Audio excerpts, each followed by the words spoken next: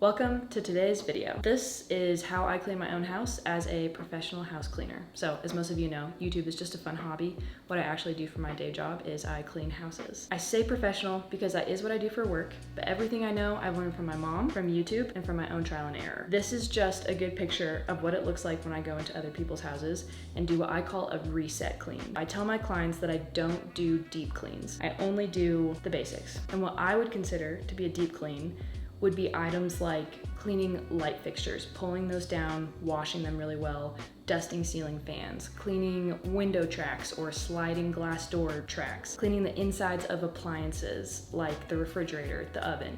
The one appliance I do clean the inside of every time is the microwave. So my reset clean involves kitchen, bathrooms, bedrooms, dusting, wiping things down, vacuuming and mopping. That's the bulk of it. So I'm going to share my process using my own house as an example. This is a bit of a newer video for us. We usually do vlogs on this channel, but today we're just gonna be cleaning together. Tyler and I have been out of town the last 4 weekends, and Tyler's out of town this weekend too. Our house really needs a good clean. We've been neglecting it. So I've got my 2 cleaning bags right here. 2 big Husky tool bags, super handy. There's a lot of products in here. I'll share them as I use them, but keep in mind that you can make a lot of DIY cleaners that are a lot more affordable. Mixtures such as a cup of water with a cup of vinegar and a teaspoon of Dawn dish soap, and that works so well. This is just the stuff that I use, so I'll share them as I use them. Having everything in these 2 tool bags is super handy for keeping everything organized and having everything that you need when you need it. So even if you're not a cleaner, I really recommend keeping your stuff in some kind of caddy and carrying it around with you. And for today, I already tidied all the spaces. Everything's picked up, surfaces are relatively clutter-free, dishes are done, laundry is in the washer. One tip is to start with the hardest room first. That's almost always the kitchen. That takes a lot of time. There are a lot of different parts to it. I always wear gloves even when I'm cleaning my own house. It's just a habit now. Costco, Kirkland brand. And the best method is to go top to bottom, let everything fall to the floor, vacuum and mop last. And if you can, move right to left or left to right. Just be consistent, and that way you make sure that you don't miss anything. I use a lot of microfiber cloths. I think terry cloths work really well too, and then I have a different rag that I use for glass stuff. I color code them. Green I use for stainless steel cleaner. Yellow is usually my scrub, wet, all-purpose cleaner rag. Blue is often for drying and buffing. Pink is for dusting. My favorite stainless steel cleaner is the Wyman spray. I don't like the aerosol. A couple of tips for cleaning stainless steel surfaces is to spray on the rag, not on the appliance itself, and then always go in the direction of the grain. Dry it when you're done, kind of buff it in. That also helps it not be streaky.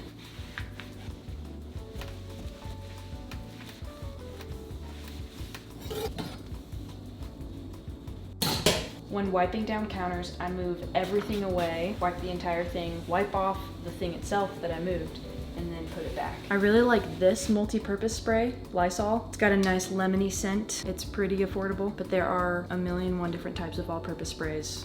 Pick your favorite. So we're moving right to left, top to bottom. Microwave has not been done in quite some time, so it's gonna be gross.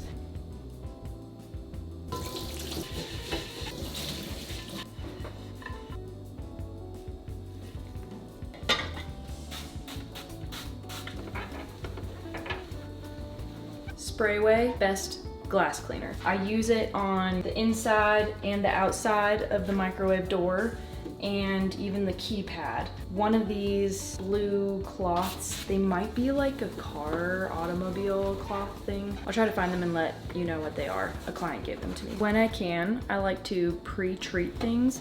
That's why you saw me spray down the whole inside of the microwave, then work on the inside of the door. Now I'm going back to the inside of the microwave. I like to just let the cleaner sit for a little bit.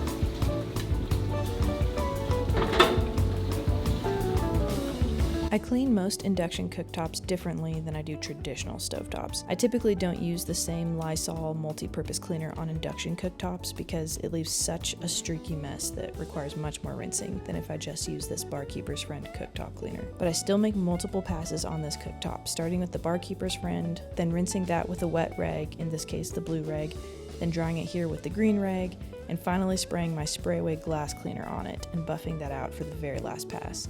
This has just yielded the best results on this particular cooktop.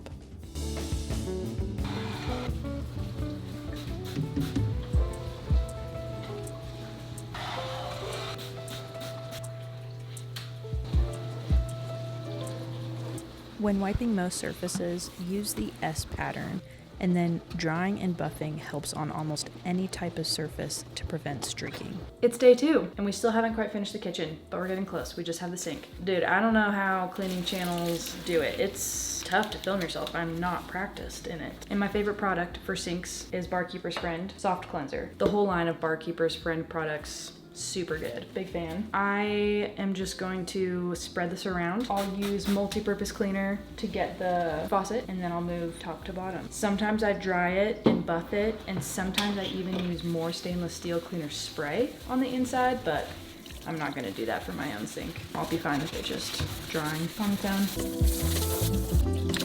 I don't usually clean clients' hanging lights, but mine really needed it today. I always spot clean kitchen cabinets, and I forgot to show it, but I spot clean the backsplash as well and take out the kitchen and bathroom trashes. And here is the fully cleaned kitchen. So sparkly, so satisfying, so much better. And welcome to our tiny bathroom where none of the towels match each other, other than these two. First thing I like to do when I walk into the bathroom is pre-treat anything that's going to need some chemicals sitting on them. So I will use the toilet bowl cleaner in the toilet, let that sit. I'll do the same with the shower, maybe even the same with the sink. The toilet bowl cleaner I use is also Lysol. I get these big containers at Costco. If I was going to spray the inside of our shower and let those chemicals sit for a bit before scrubbing, I would use this. I put the cleaner in this bottle. This is the cleaner itself. I think it works great.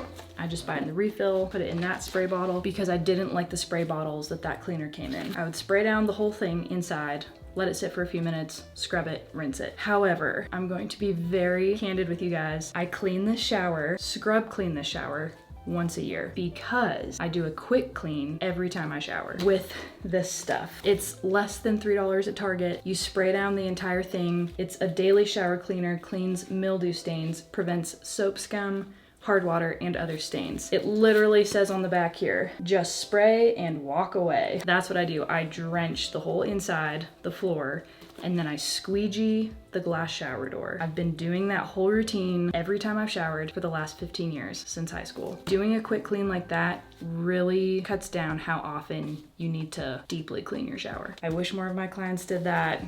This works so great. It's got a really nice mellow smell. So today, I'm not even going to clean the inside of it. I'm just going to clean the glass with the Spray-Away and the blue rag inside and outside of the glass door. But if you're not doing a quick clean on your shower every time, these are the products that I like for if you have some mold and mildew. Clorox plus Tilex mold and mildew spray. That stuff works so well. I've taken some video of showers that I've cleaned by spraying this on, and it really takes care of it. It almost even just melts off. If you spray it and let it sit, it kind of just melts away. But I have a grout brush, purple grout brush. It's from Full Circle. It's got stiffer bristles right here, softer bristles right here. It's got a hair in there, gross. That works super well, and then I often just wipe it clean again with a microfiber towel. And if you have hard water stains on your glass shower door, this works super well. Yet again, another Barkeeper's Friend product. The directions say to spray it on, rub it in, rinse or wipe dry within 1 minute. I don't think wiping this off works very well. It kind of leaves a bit of a residue. It's almost greasy. It just looks streaky. I really think you need to rinse it off, squeegee the glass door, then dry it off. But this works so well on hard water. You can also use these steel wool balls, the 0000, 4 zeros. That's how fine this steel wool is. But that works super well too on hard water stains. If you have a mirror that's really dusty and hasn't been cleaned in a while, it helps so much to dust it off first. You could say that about a lot of surfaces. It's great to clear the dust before you go in with your cleaner. Otherwise, I feel like you kind of just grind the dust into the mirror and it makes it really streaky, really frustrating to clean.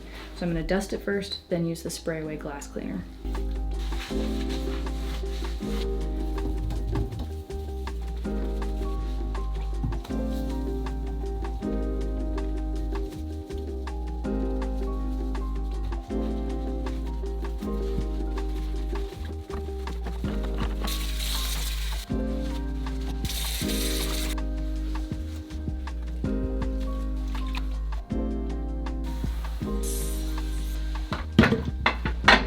I will always use a paper towel to clean toilets, and I will always change my gloves when I'm done. Even my own toilet is gross enough to me that I just want to toss whatever I use to clean it. I don't want to use a rag that I'm going to rewash. If you struggle to get out toilet bowl rings, this is some sanding screen and barkeeper's friend to clean any remaining toilet scum. It's one of those game changer tools and is a bit less harsh on porcelain than pumice stone. You can buy it at Ace Hardware in an 8.5 by 11-ish sized sheet and then cut it up to the size that you prefer. I never fold my own toilet paper, but I do for clients, and if you want to be extra fancy, make sure your tap is slightly wet but not dripping and imprint it like this. The hardest parts are finally done. The kitchen and the 1.5 bathrooms. So now I've got dusting and then floors. I like to dry dust. I don't use a dusting spray. I think sometimes that makes things sticky and it's just easier to dry dust unless something's really caked on there. Then I might even just use a damp rag or something. For the coffee table and the dining table, I'm going to dust it off first and then use a multi-purpose spray.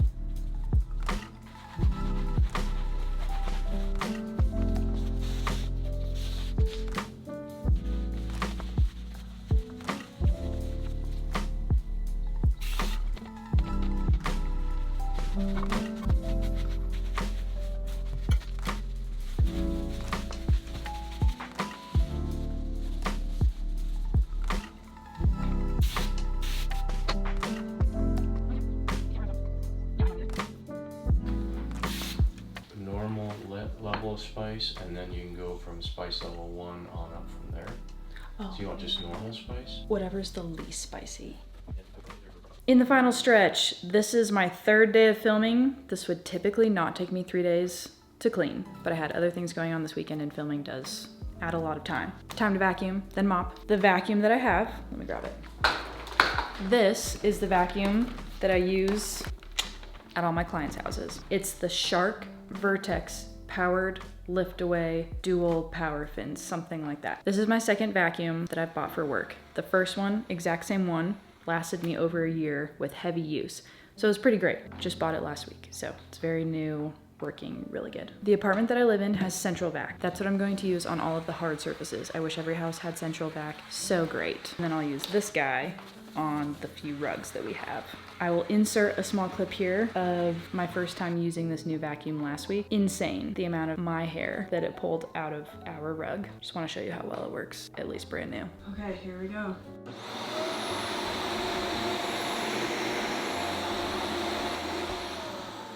This is the little square I got from one small section. All that hair. That is crazy. I just vacuumed this entire carpet. That is how much was on this one small carpet.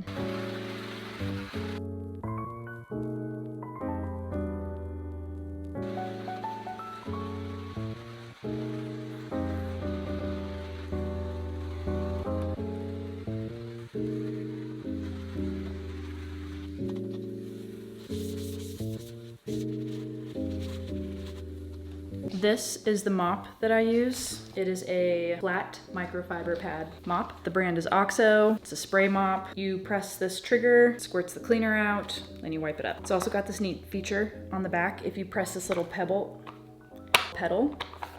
it slides out and it's got this little scrubby if you need to like really scrub in something that's stuck on there. And then you just slide it back in. You fill it up in this container. You just put whatever cleaner concentrate in here that you want. Water, it attaches back in.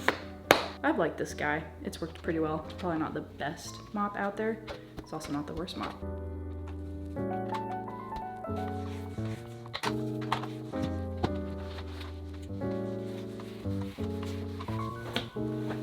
And that is it, guys. The house is finally clean. It's not the exact process I use for my clients, but it's fairly comprehensive and I'm tired. Did not totally expect that to take 3 days, but you know, we got it done. So if you made it this far, thank you for watching. And please, if you guys have tips and tricks, other methods, other ways of being more efficient, etc., please leave them in the comments. I love learning from everybody else. There's always more to know. Thanks.